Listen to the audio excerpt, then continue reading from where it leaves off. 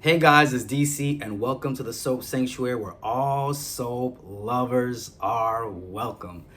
I feel like I haven't said that now, probably about close to 6 months or plus. Have I at this point? Man, it's been a minute. So, some of you guys may have seen from the post feed that I recently just graduated my master's. Woo woo, we did that. And I'm starting my PhD in the fall. So, now before obviously I get to the next transition, I want to take some time during the summer to give my reviews, give my thoughts on some of the current storylines right now that are happening with the soaps. So today is my General Hospital review, The Power of the WSB. First, let me just start off with how amazing I think it is that GH has done the storyline with Jocelyn being a part of the WSB. The reason why I think this is such actually a really good storyline is because of the fact that throughout Jocelyn's life, there's been this judgment that she's had towards Sonny, which is almost very indicative of the same judgment Jax had towards Sonny as well, like father, like daughter. And the thing about it is, I think this is so good because it speaks to the aspect of character development in General Hospital. Because I think it's really important that, especially if characters been on soap for so many years, we see some kind of growth. We don't see them keep going back into the same patterns over and over again. Now, what I think makes this a good constituent of character growth for Jocelyn is the fact that Sonny's world is governed by a lot of these unspoken rules, with him being in the mob and almost in this weird, nefarious way, think of how he's keeping order at Port Charles. But now for Jocelyn, she's now keeping order in Port Charles in a whole different type of way.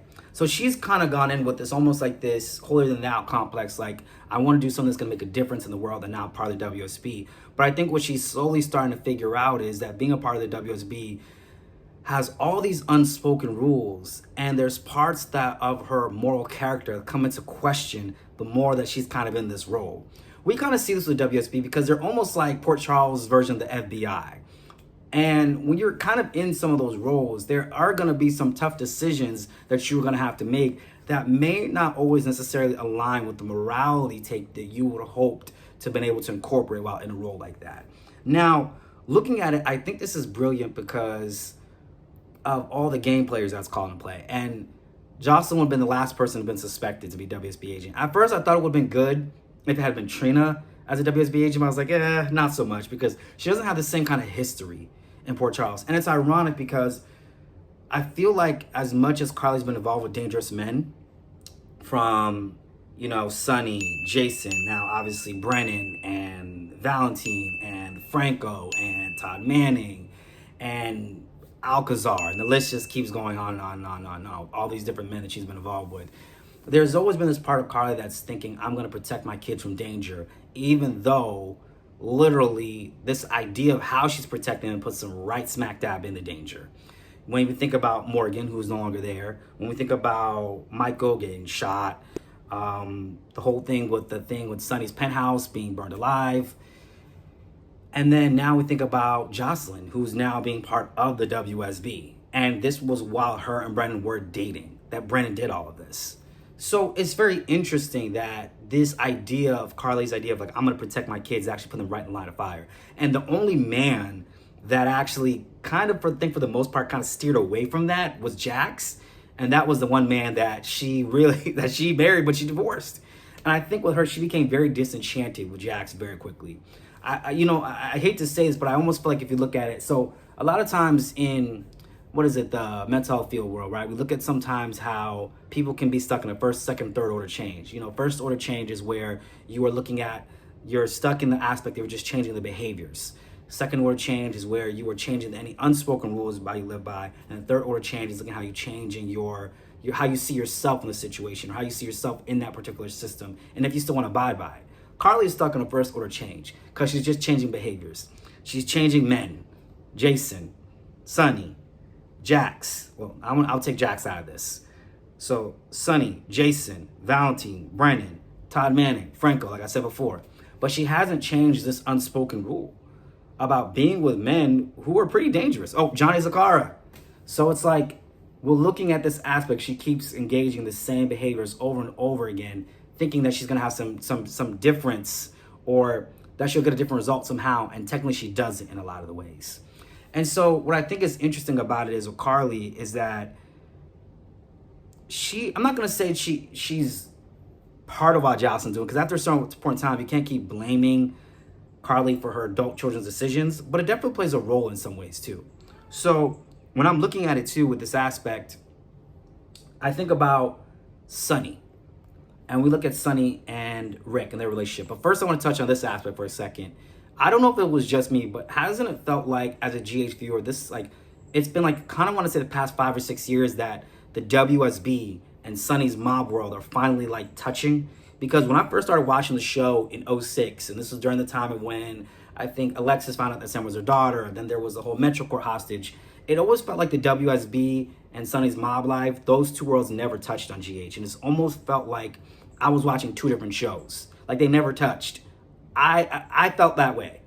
Because I've never seen... Nicholas was almost sort of in that way, I wouldn't say bridging the 2 worlds, because even the Cassadines and Sonny, they never really touched either. I mean, obviously we had Spencer, we had Nicholas, but I just didn't see a lot of interaction like that. I don't know if I've ever seen Helena Cassadine ever even interact with Sonny at all, right? So I feel like they were operating on 2 different types of worlds. And even though there were some things that could make the connection, like Luke and Laura and some of these other people, it just felt like those 2 worlds never really merged. And I don't know if that was just me as a viewer, but I felt like finally recently those 2 worlds are starting to merge. They're starting to acknowledge that each other exists on the show. It's kind of like how we had GH, but then we also had Port Charles at the same time, because Port Charles had they were on, what was it, at 12, and GH was on 3, but it's like the 2 worlds rarely crossed, but they were existing in the same universe. Which I get, they're 2 separate shows, but it's also like they were still in Port Charles. They're still in the same city. That's what made it just kind of wonky. And that's what it felt like when I was watching the whole WSB and Sonny's World aspect going on at the same time. And I think for me too, is that like, I think Jocelyn is starting to see it's not as easy as she thinks it is. You know, Sonny has made a choice to stay in this particular lifestyle. And we can say that Jocelyn had a choice, but then again, we always have a choice. But then again, you kind of can see her being conflicted when Brandon's leaving those breadcrumbs for her, leading her to find Cyrus, almost like this setup in a way. And now with Brandon, I think Brandon is still in a coma, if I'm not mistaken. I don't know if he just woke up or he's in a coma. I'm on Friday's episode. I'm trying to lock in. But I think that, in a sense, even as I'm looking at it with that, I felt like Brennan is basically Jocelyn's only survival. He's something like the only person who's even aware she's even in the WSB. And with that being the case, if he's in danger, she's in danger. And I don't know if Carly really thought some of these things through in a way. She's mad at Brennan holding the truth from her. Understandably so, but she's also involved with Jason and Sonny, men who regularly have to hold the truth from her on a daily basis. And I've also put her children in danger in other ways too. Now, I want to touch into Sonny and Rick. My hope is at this point is that Rick's intentions with Sonny are actually genuine, because I want to see some character growth with Rick. I honestly am hoping that maybe these secret conversations that he's having with Ava and Sidwell are actually in Sonny's favor, not against them, because I don't want to go backwards down that route with them hating each other again. Just like Sonny wants to believe it's genuine, I want to believe it's genuine too at this point. Because I think what happened after being locked in Alexis's basement, Rick quickly realized, like, holy crap, like, nobody gives a crap about me but Molly. And that's a lonely life to live. I don't want to live like that anymore. I need allies. I need allies in this world, and it can't just be my daughter, especially consider how nefarious Rick is. I need actual allies in this world. And so that's my hope, that that's actually the case with him and Sonny, and it's not so much that it's him trying to, like, once again, like, backstab him, because that would be a lack of character growth. Kind of reminds me of Victor and Young and the Restless, how he's just pretty much always the same. He's never really grown. I think now, if I'm not mistaken, Phyllis owns Newman Enterprises. I don't really watch Young and the Restless anymore, but I get a sense that's what's going on. So my hope is that there is this actual growth in Rick's character. Because I feel like when you're playing the same role for so many years on a show, we need to see the character move forward. We can't be stuck in the same paradigm over and over again. So next, I want to get into Curtis, Isaiah, Portia, and Jordan. You know, this is my thing with the storyline. I am Team Isaiah all the way, just because I feel like Isaiah is a good man. I think Curtis really wants it to be Isaiah. And I look at it this way. I think the reason why he's strongly believing that Isaiah is hiding something about that night is because Curtis is also hiding something about that night. Because he didn't tell the police that Valentine was there, did he now? No, he didn't. So maybe that's what makes it easier for him to believe that Isaiah could be hiding something, because he's also hiding something too. You know, typically we see in people sometimes what we first see in ourselves. Message! You know, sometimes that happens. So I think that's what's happened with Curtis. And honestly, Curtis is a private investigator. So he's used to doing things off the books. So I think that's why for him even, he feels like, well, if I can do things off the books, and even that night I did something off the books, why can't Isaiah do the same? And I think that's why there's this commitment to seeing Isaiah the way he does. And honestly, I don't blame Isaiah for standing 10 toes down, because he doesn't have to explain anybody. And the thing about it is, I don't think even if it was Isaiah that he would have just ran off. I really don't. I mean, I think we know it's Brooklyn, but I'm almost wondering if there's a weird twist. What if it actually is Isaiah and it wasn't Brooklyn at all? You know?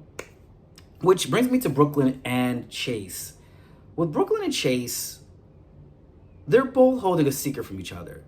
Chase with how he helped Will in the trial, get rid of certain evidence, and then with Brooklyn now holding the secret of the fact that she thinks that she's the one who ran over Jordan. And I'm gonna say, Jordan's scar, you know, this kind of reminds me of, I don't know if it was some of my Passions fans, you remember when Pretty came on and she was telling Fancy about how, like, I have this scar, my life was never the same. And I was like, man, this looks like something, it looks like something some really good makeup could just touch up on and you'll be all right. Filled with so much hate. Ugly. I'm so ugly. My scar. See my scar.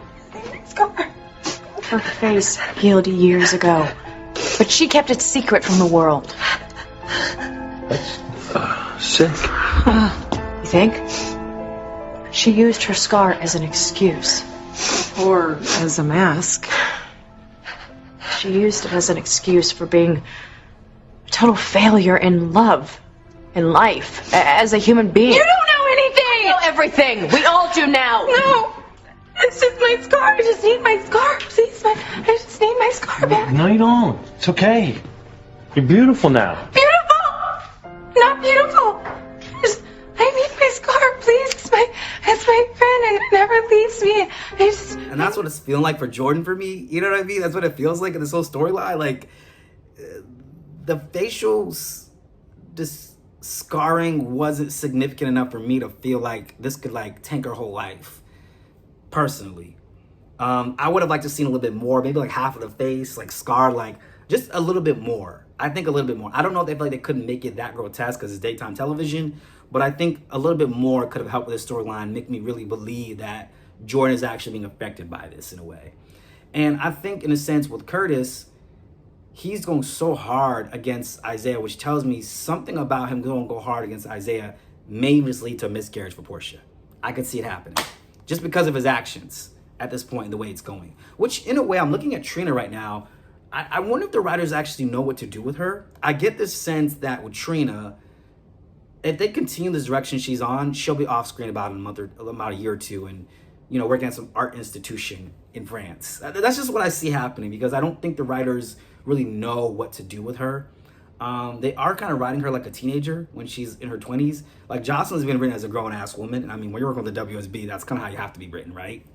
But Trina, they're really writing her like she's just like a little girl. Even Gio, they're writing him as this in-between, you know, young adult, whereas Trina feels like she's just like, she's in her senior year of high school when she's probably like in her sophomore, junior year at PCU. So that's something I think the writers could work on, I would say, in a sense, in that aspect. Now, Michael and Jacinda. Michael, just like his mother, he's stuck in the first order change too, just changing women. You know, there was Abby, there was Nell, there was Willow, and now Jacinda. Michael always has to be the savior to a woman. And the moment he's not a savior to the woman anymore, I notice they become disenchanted by him. You know, we see that with Nell, we see that with Willow. Yeah. Even a little bit with Kiki in some ways. And there was Abby. So it's like with Michael, he really thinks Jacinda, I mean, Jacinda's really not that much better than Willow, to be honest.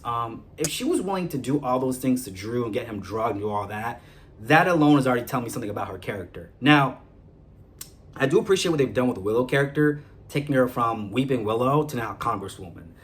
That is a shift in a character right there. That is character growth times 10. That's a shift in character.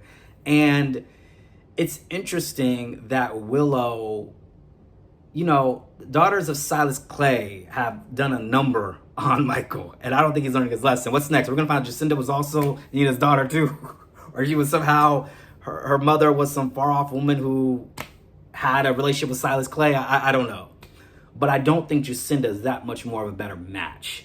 I think Michael loves the idea that there's a woman out there that he can be a savior to again. Because the thing about it is, with Willow, she became very disenchanted with Michael over time. And then she was really more drawn to Drew.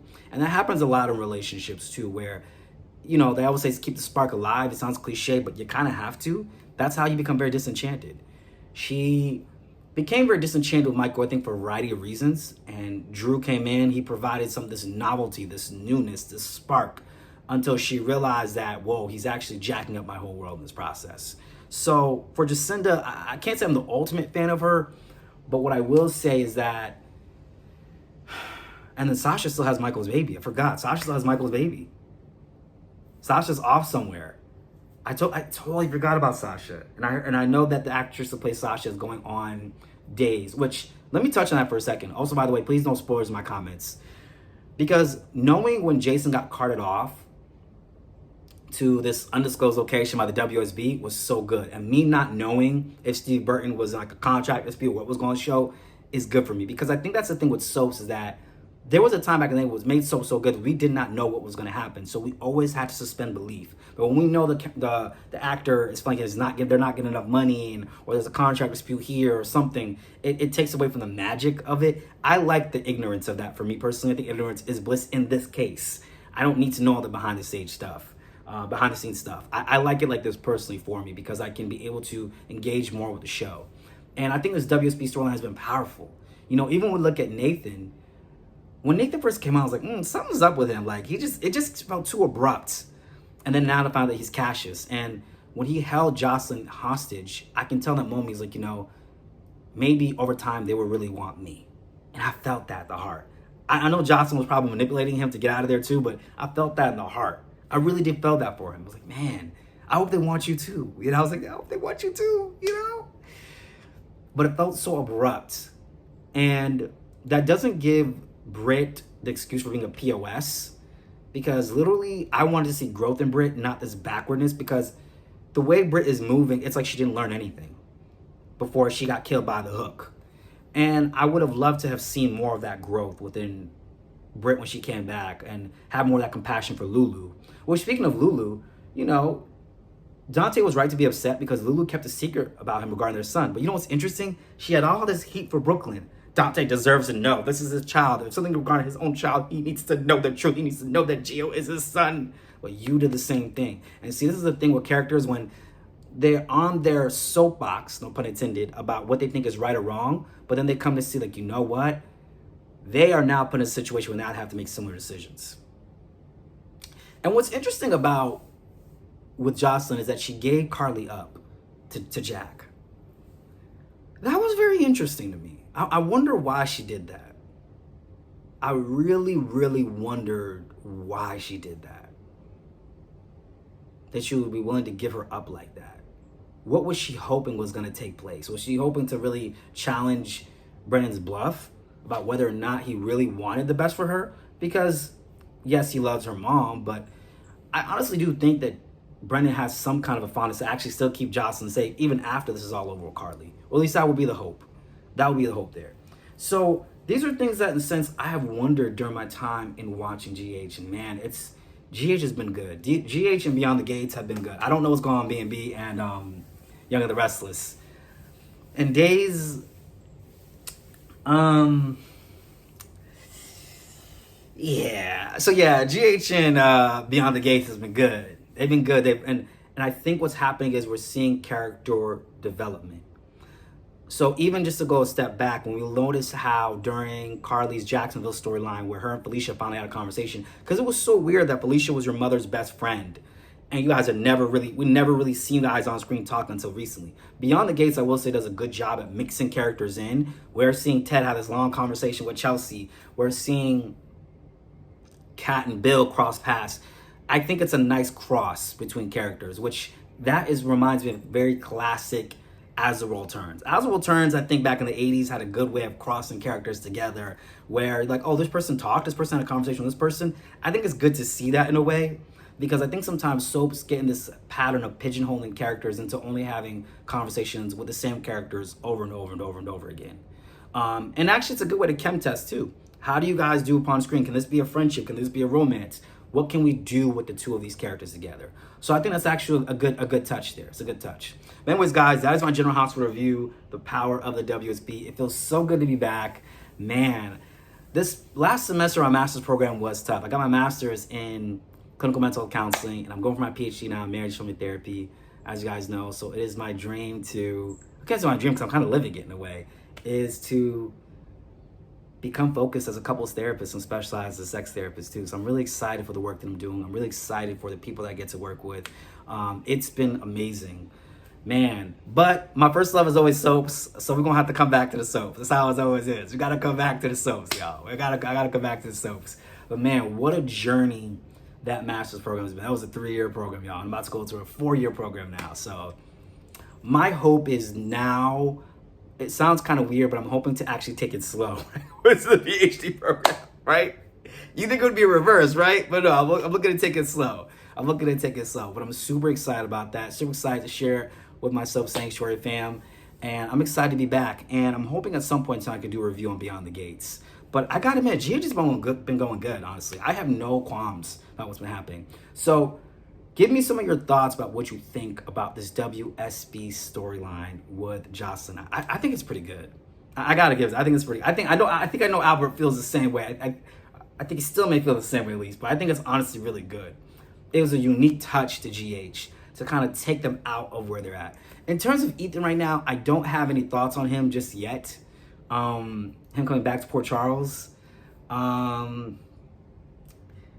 I don't have any thoughts just yet on that. I don't have no thoughts. I do love the friendship between Britt and now Lucas. I think Van Hans is playing Lucas perfect. And then now his relationship with Ava, chef's kiss. Chef's kiss on that. But anyways, guys, this has been my General Hospital review, The Power of the WSB, and I will see you all on the next video. This has been Soap Sanctuary. I'll see you guys later. I'm out.